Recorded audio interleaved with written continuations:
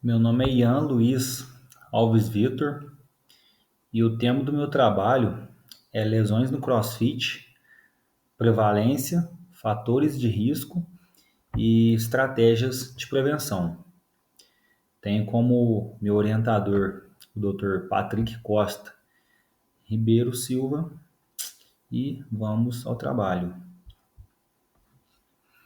O CrossFit é um treinamento funcional de alta intensidade que basicamente engloba três modalidades: o LPO, a ginástica ou calistenia e o endurance.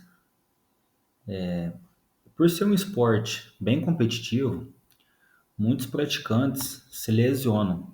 E aí vem a pergunta: quais lesões são mais recorrentes e quais fatores as associam?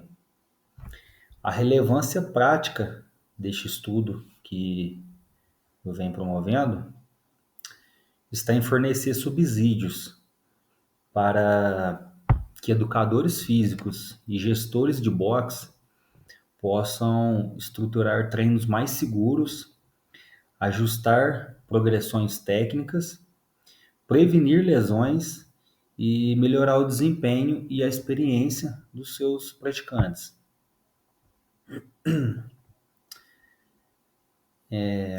Para a realização do meu trabalho, foi feita uma revisão teórica interpretativa, seguindo temas como prevalências, regiões afetadas, fatores de prevenção, e eu utilizei um procedimento de triagem com leituras críticas e fui sintetizando todo esse material até concluir o meu trabalho.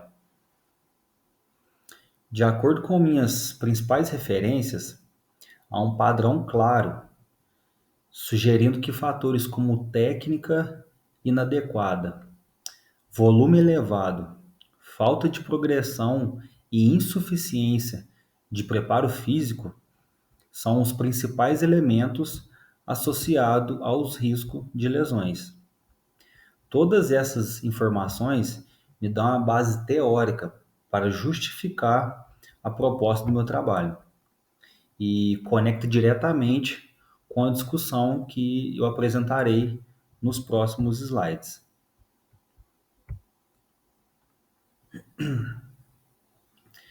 A literatura enfatiza dois pontos. Primeiro, a importância da técnica de execução, porque grande parte das lesões relatadas e associadas são a movimentos realizados de forma inadequada.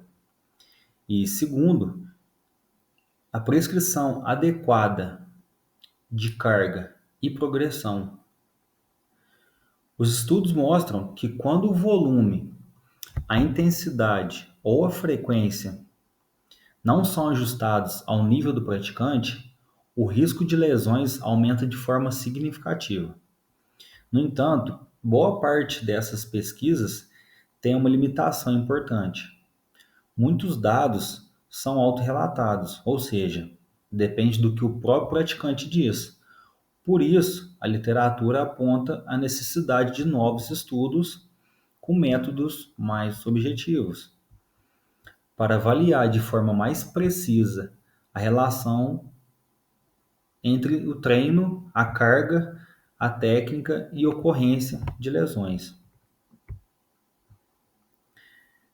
Ao analisar os dados, percebemos que as lesões se concentram principalmente em três regiões, três articulações: ombro, coluna e joelho.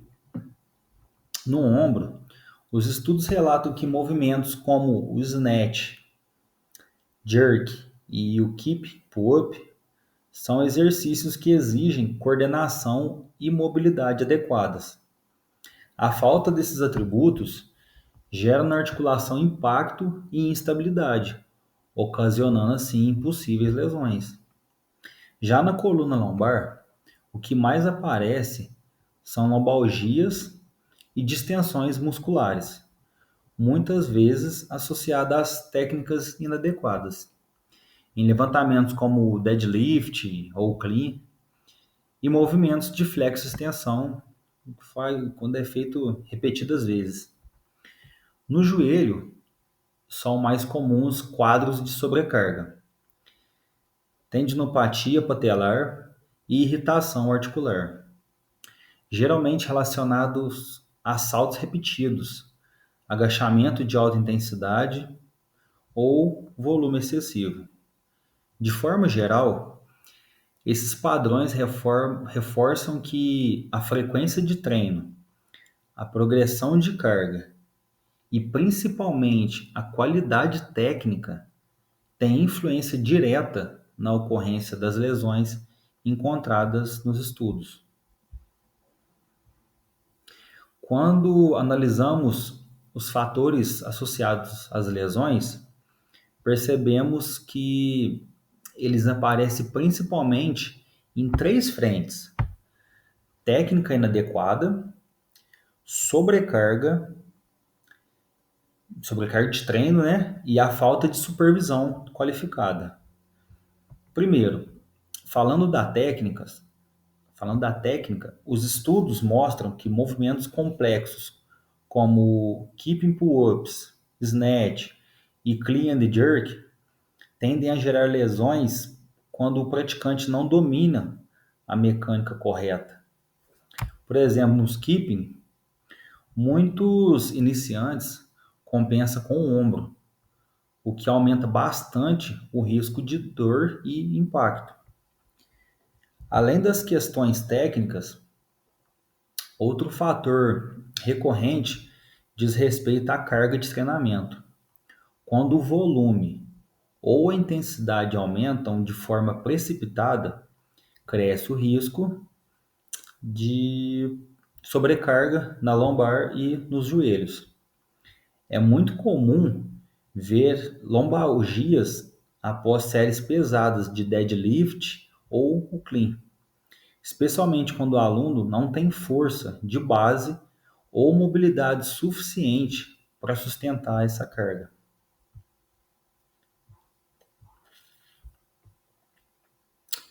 Outro ponto observado nos estudos é o papel da comunidade no CrossFit.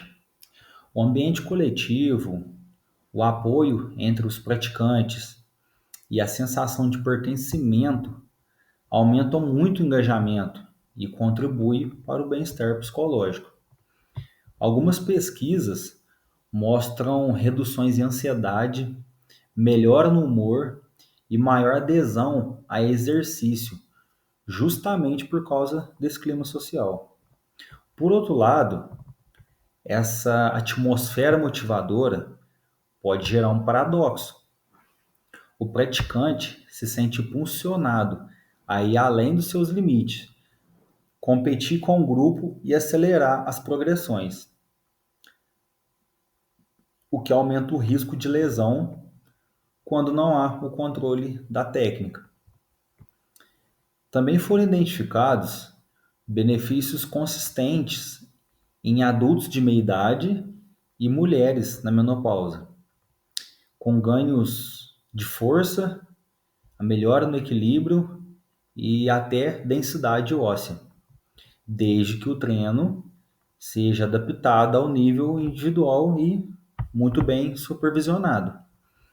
Assim, os estudos indicam que o CrossFit pode ser seguro e eficaz, mas requer uma orientação à progressão adequada, ao monitoramento da carga,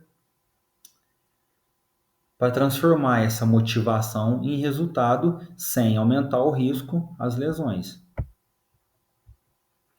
Mas, retomando o objetivo do trabalho, buscamos compreender quais são as lesões mais comuns no CrossFit e quais fatores estão associados a essas ocorrências.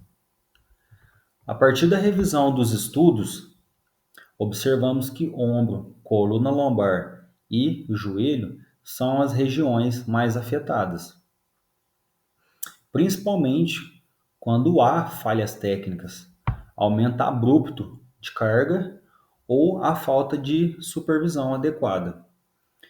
Além desses achados, foi possível identificar que aspectos comportamentais e o ambiente competitivo também contribuem para que os praticantes ultrapassem seus limites, o que reforça a importância de uma educação técnica mais consistente. Já por outro lado, também verificamos benefícios relevantes, sobretudo em adultos de meia idade e mulheres na menopausa, mostrando que quando adequadamente orientado, o CrossFit pode promover ganhos significativos de força, equilíbrio e saúde em geral. É importante destacar que os estudos disponíveis apresentam algumas limitações, principalmente por se basearem em altos relatos, questionários online e pouca observação prática em um ambiente real de treino, né, o box em si. Assim, novos estudos em loco, com acompanhamento direto dos praticantes, são necessários para avançar na compreensão da relação entre técnica, carga e risco de lesão. Assim, conclui-se que a prática do CrossFit, quando orientada por princípios técnicos, pedagógicos e preventivos, apresenta potencial seguro e eficaz para a promoção da saúde e do desempenho físico. Agradeço a atenção de todos e me coloco à disposição para perguntas.